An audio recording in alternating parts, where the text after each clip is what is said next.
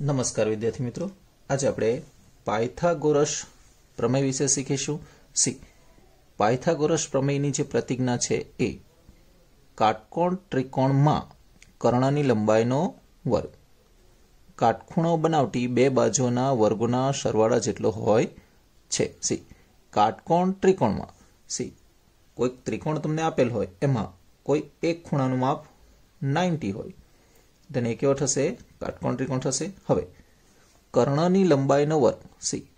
કર્ણ કોને કહેવાય? જે ખૂણો કાટખૂણો હોય એની સામેની બાજુ એ શું કહેવાશે? કર્ણ કહેવાશે. ઓકે, સો કર્ણની લંબાઈનો વર્ગ એટલે તમારી બાજુ જે છે કઈ એસી, એ શું છે? કર્ણ છે. એટલે કર્ણનો વર્ગ એસી સ્ક્વેર એ કાટખૂણો બનાવતી બે બાજુના વર્ગોના સરવાળા જેટલો. કાટખૂણો બનાવતી બે બાજુ કઈ છે? AB અને BC, એના વર્ગોના સરવાળા જેટલો હોય છે. સાંકેતિક ભાષામાં આપણે જોઈશું. અહીં તમને ત્રિકોણ ABC આપેલ છે, માં ખૂણો B જે છે એ 90 છે. ઓકે, કર્ણની લંબાઈનો વર્ગ 90 ખૂણાની સામેની બાજુ શું કહેવાય? કર્ણ ની લંબાઈનો વર્ગ એટલે કે AC સ્ક્વેર એ કાટખૂણો બનાવતી બે બાજુ અહીં આપણી પાસે AB અને BC છે, એના વર્ગોના સરવાળા જેટલો. એટલે બંને બાજુઓના આપણે શું કરીશું? વર્ગ કરીશું અને એના સરવાળા જેટલો હોય છે. સિમ્પલ છે. જે ખૂણો કાટખૂણો હોય તેની સામેની બાજુ એ શું કહેવાય? કર્ણ. એટલે કે AC square is equal two AB square plus BC square સૂત્ર આવશે. આ સૂત્રનો ઉપયોગ કરીને આપણે રચનામાં વર્ગમૂળ 2, વર્ગમૂળ 3 વગેરે સંખ્યાઓ મેળવીશું. ઓકે, અહીં એ રચના શીખ્યા તે પહેલા બે એક્ઝામ્પલ જોઈશું, જેમાં તમને કાટકોણ ત્રિકોણની અંદર 3 પૈકી કોઈ પણ બે બાજુ આપેલી હશે, ત્રીજી બાજુ તમે મેળવી શકો પાયથાગોરસના સિદ્ધાંતનો ઉપયોગ કરીને. ઓકે, ત્રિકોણ OAP માં ખૂણો A is equal to 90 and OA is equal to 1 and AP is equal to 1. બંને માપ કેવા આપ્યા છે? સરખા જ આપ્યા છે. then OP શોધો. અહીં તમને ખૂણો A જે છે એ તમને 90 આપેલ છે. ઓકે, અહીં તમે O નામ આપી શકો, અહીં P આપીશું. OA 1, AP 1. ઓકે, સો અહીં તમે લખી શકો in triangle OAP angle A is equal to 90. હવે ખૂણો A કાટખૂણો છે, એની સામેની બાજુ એ શું થશે? કર્ણ. સો સૂત્ર આપણું શું થશે? OP square is equal two OA square plus AP square. અહીં મેં તમને પ્રશ્નમાં, એટલે કે આપણે જ્યારે સંખ્યા રેખા પર અસમય સંખ્યાનું નિરૂપણ કરવાના છીએ ત્યારે જે પ્રકારની પરિસ્થિતિ આવશે એ પ્રકારની પરિસ્થિતિ પ્રમાણે આકૃતિ લીધેલ છે. ઓકે, સો હવે OA નું માપ લઈશું, 1 યુનિટ છે. Here also 1, then 1 plus 1. હવે અહીં કંઈક નવીન પ્રકારનો આવશે. OP સ્ક્વેર બરાબર તમને કેટલા મળે છે? 2 મળે છે. ઓકે, ધેન આપણને શું જોઈએ છે? OP. જો અહીં પૂર્ણ વર્ગ સંખ્યા હોય તો આપણે એનું વર્ગમૂળ લઈ શકીએ, પરંતુ અહીં 2 જે છે એનું વર્ગમૂળ નીકળતું નથી. સો OP is equal two under root of 2 મળશે, અસમય સંખ્યા મળશે. બરાબર છે. અને આપણે આ જ પ્રકારના માપનો ઉપયોગ સંખ્યા રેખામાં કરવાના છીએ. ઓકે, સો બે બાજુ આપેલ હતી, ત્રીજી બાજુ તમારે શોધવાની છે અને ગણતરીની અંદર આ સેમ કેલ્ક્યુલેશન આવશે. ઓકે, વધુ નેક્સ્ટ જોઈશું જે બીજા સ્ટેપની ગણતરીમાં આ જે પ્રશ્ન છે એની ગણતરી આવશે. B ખૂણો કેવો છે? કાટખૂણો છે. ઓકે, અહીં O નામ આપીશું, અહીં Q નામ આપીશું. OBQ. Q અને O ના સ્થાન તમે ગમે જ્યાં લઈ શકો, પરંતુ બી જે છે એ એક્ઝેક્ટલી જ્યાં 90 હોય ત્યાં જ લઈ શકાય. સી હવે ઓબી જે છે એ વર્ગમૂળ 2 જેટલું છે અને બીક્યુ જે છે એ 1 એકમ છે. હવે તમારે ઓક્યુ જે આકૃતિમાં આપણે અહીં કર્ણ છે, ઓકે, સો તમે લખી શકો in triangle O B Q angle B is equal to 90. So Pythagoras theorem પ્રમાણે કર્ણનો વર્ગ ઓ ક્યુ સ્ક્વેર કાટખૂણો બનાવતી 2 બાજુના વર્ગો સી ઓબી અને બીક્યુ કાટખૂણો બનાવતી 2 બાજુ છે એના વર્ગોનો સરવાળો. સી કાટખૂણો બનાવતી 2 બાજુઓના વર્ગોના સરવાળા જેટલો હોય છે. સી ઓબી તમને આપેલ છે √2 હોલ સ્ક્વેર પ્લસ 1 સ્ક્વેર. હવે વર્ગમૂળની અંદર કોઈ સંખ્યા હોય એનો વર્ગ હોય ત્યારે એ સંખ્યા જ આવે છે જે આપણે અગાઉ જોઈ ગયા છે. 1 નો વર્ગ 1 થશે, સો 3 મળશે. અહીં તમને ઓક્યુ સ્ક્વેર બરાબર કેટલા મળે છે? 3 મળે છે. 3નું પણ વર્ગમૂળ નીકળતું નથી, સો અહીં આપણે ઓક્યુ ઇઝ ઇક્વલ ટુ √3 લઈશું. એટલે અહીં આપણને કર્ણનું માપ જે છે એ વર્ગમૂળ 3 જેટલું મળે છે. ઓકે, હવે આ પ્રકારના જે પ્રશ્ન છે એનો ઉપયોગ કરીને આપણે સંખ્યા રેખા પર અસમય સંખ્યાઓ લાઈક વર્ગમૂળ 2, વર્ગમૂળ 3 ને દર્શાવીશું ત્યારે ગણતરીમાં ઉપયોગ કરીશું. સંખ્યા રેખા પર વર્ગમૂળ 2 દર્શાવો. જ્યારે આ પ્રકારની અસમય સંખ્યાઓને આપણે સંખ્યા રેખા પર દર્શાવવાનું હોય ત્યારે સૌથી પહેલા આપણે એક સંખ્યા રેખા લઈશું જેને આપણે એલ નામ આપીશું. સી એના પર કોઈક બિંદુ ઓ લઈ ઓને સંગત 0 લો. સી ફર્સ્ટ કામ શું કર્યું છે? સંખ્યા રેખા એલ રચી ઓને સંગત 0 લો. સી અહીં જરા મેં શબ્દમાં લખ્યું છે કારણ કે અહીં પણ ઓ છે, અહીં 0 છે, બંને સેમ ન થઈ જાય એટલા માટે 0 લો. ઓકે, ધેન બીજું કામ તમારે જે કરવાનું છે એ તમારે ઓ જે છે ત્યાંથી આ રીતે 4 સેન્ટીમીટર. સી અહીં 4 ઇંચ લીધું છે, મારું સ્કેલ તમારા કરતાં થોડું મોટું લીધું છે. તમારે 4 સેન્ટીમીટર લેવાનું છે. નોટબુકમાં કામ કરવું હોય ધેન તમારે 4 સેન્ટીમીટર લેવું. ઓકે, અને એ જ રીતે ઊભું અંતર જે છે એ પણ 4 સેન્ટીમીટર. સી અહીં 4 સેન્ટીમીટર લેવાનું છે, પરંતુ તમે જે 4 સેન્ટીમીટર અંતર લીધું છે એને આપણે 1 એકમ 1 એકમ એટલે આ જે તમારું અંતર જે છે એ 1 એકમ લીધું છે. ઓકે, એટલે સી બીજું કામ શું કરવાનું છે? OA ઇઝ ઇક્વલ ટુ 1 એકમ. C OA is equal two 1 એકમ થાય તેવું બિંદુ એ મેળવ્યું. ઓકે, OA બરાબર કેટલા? 1 એકમ. તમારે લેવાનું કેટલું છે? 4 સેન્ટીમીટર. ઓકે, પરંતુ લખવાનું કેટલું છે? 1 એકમ. 4 સેમી એટલા માટે રાખીએ છીએ કે તમારી નોટબુકની જે સાઇઝ છે એ પ્રમાણે પરફેક્ટ બેસી જશે. ઓકે, સી બીજું કામ શું કરવાનું છે ત્યાર પછીનું? અહીં તમારે પી નામ આપી દો. સી શું કર્યું છે? PAO કાટખૂણો છે. સી ખૂણો PAO ઇઝ ઇક્વલ ટુ 90 અને આ PA જે છે એ પણ આપણે કેટલું લેવાનું છે? 1 એકમ. આ રીતે હું ગ્રુપ તમને આપી જ દઈશ, ખૂબ જ સરળતા રહેશે. PA ઇઝ ઇક્વલ ટુ 1 એકમ થાય તેવો સમદ્વિબાજુ સરખી છે, 1 છે 1 છે, સમદ્વિબાજુ ત્રિકોણ OAP રચ્યો. ઓકે, હવે શું થાય છે, તમે જ્યારે કાટકોણ ત્રિકોણ દોરો છો ત્યારે અત્યારે આપણે અગાઉ પાયથાગોરસ થિયરમ જોઈ ગયા, એની અંદર કાટખૂણો જે હોય એની સામેની બાજુ એ શું કહેવાય, કર્ણ. સો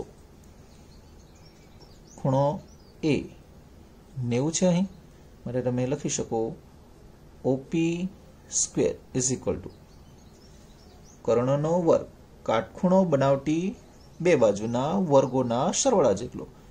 અહીં OA છે એનો વર્ગ અને AP જે છે એનો વર્ગનો સરવાળો, બંને એક એક એકમ લીધેલ છે. So 1 square 1 square, so 1 plus 1 2 થશે. OP સ્ક્વેર 2 મળે છે.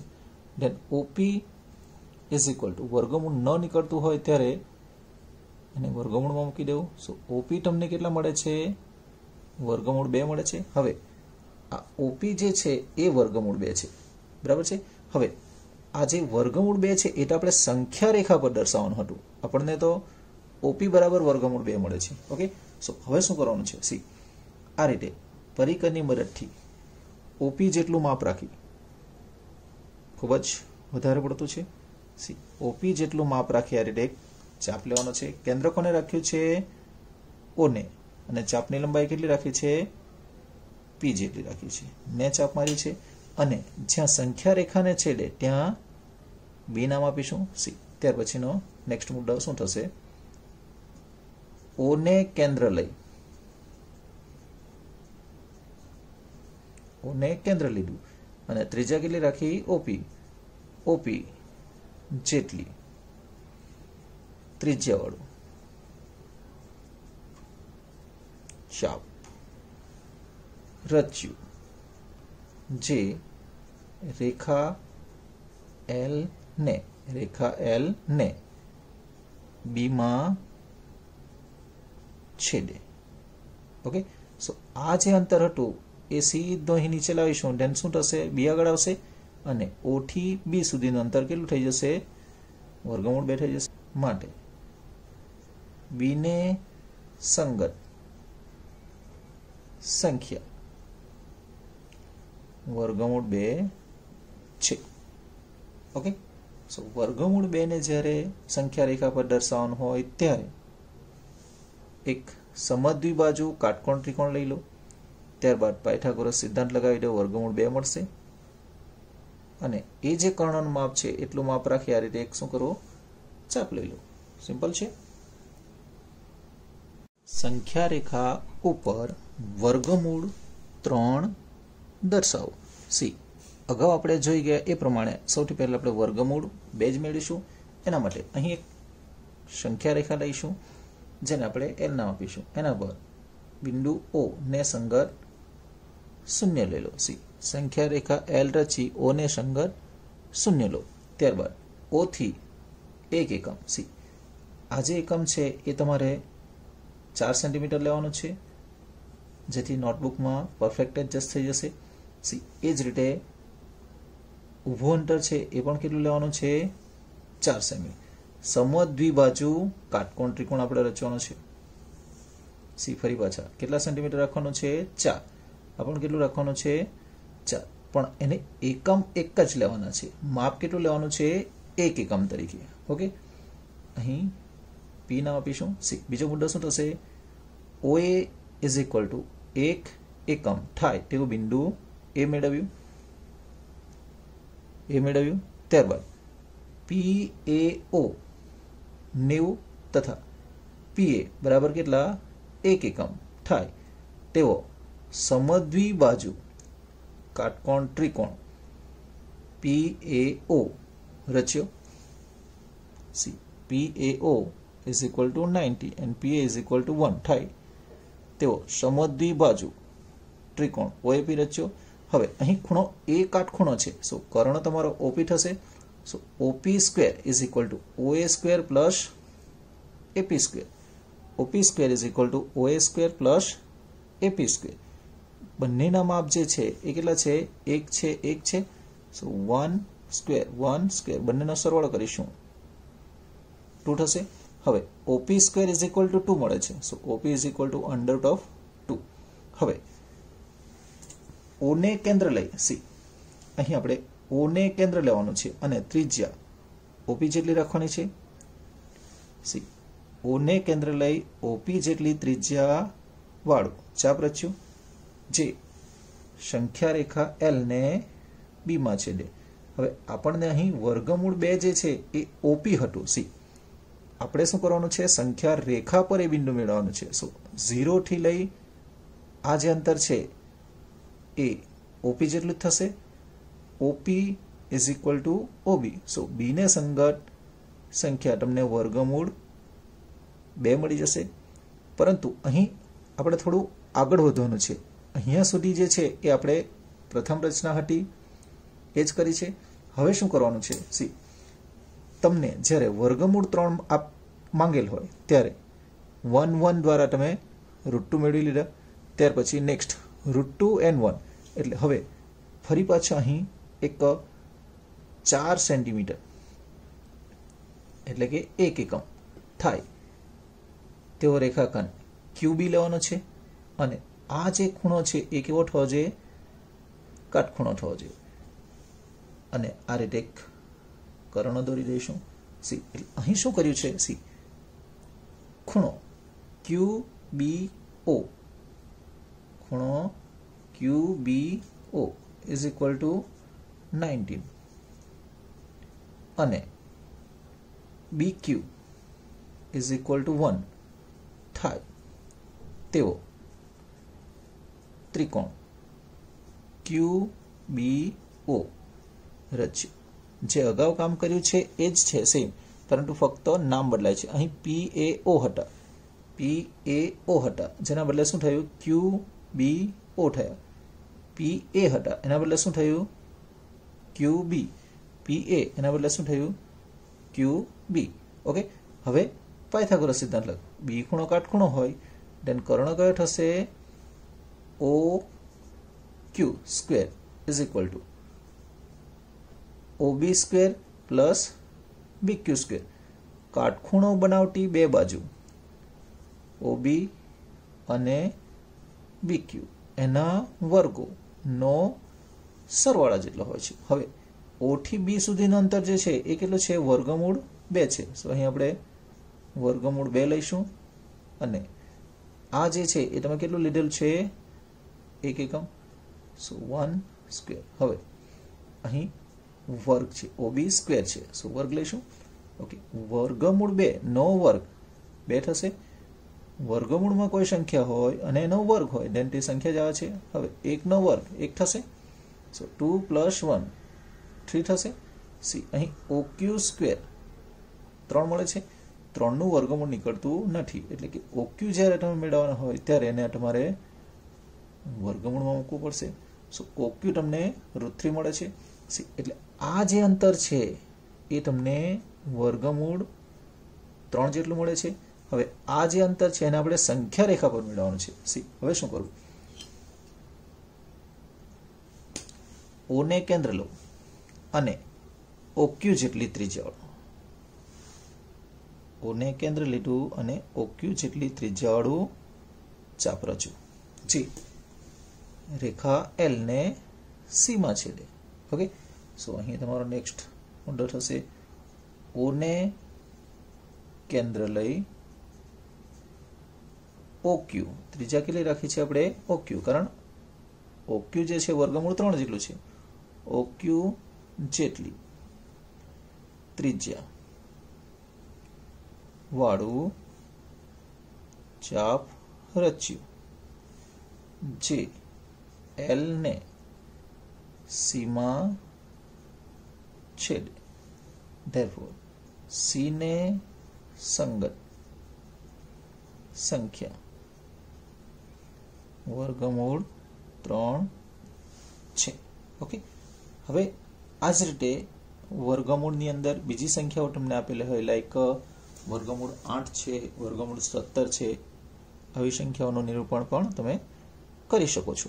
હવે કેટલીક વાર આ જે મુદ્દાઓ છે એને ધ્યાનમાં લેવામાં આવતા નથી. ફક્ત સંખ્યા રેખા દોરો આટલો જ પ્રશ્ન પૂછવામાં આવે છે અને નોર્મલી એ જ પૂછતા હોય છે. પરંતુ આ એટલા માટે લખ્યું છે મુદ્દા કે જેથી કરીને તમે રચના દોરતી વખતે એ મુદ્દા પ્રમાણે પણ તમે કામ કરતા રહેશો તો પણ તમે દોરી શકો સરળતાથી.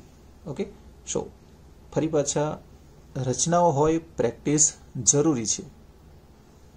ઓકે, સો પ્રેક્ટિસ કરી લેવી.